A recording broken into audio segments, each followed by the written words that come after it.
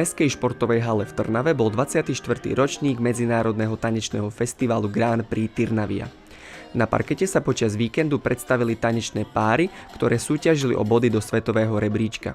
Diváci videli latinskoamerické tance ako samba alebo rumba a štandardné tance ako valčík či tango. Dvihli sme o laťku vyššie na International Open najvyššiu triedu dospelákov štandardia latinu.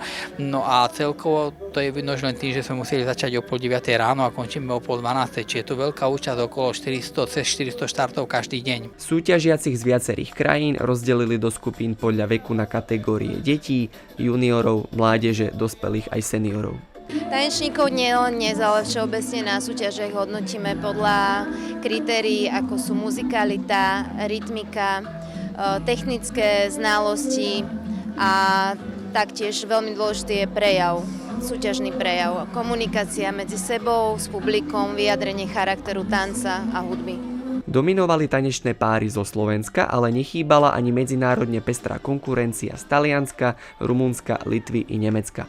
Práve nemecký pár vyhral kategóriu Senior 2. We're really happy.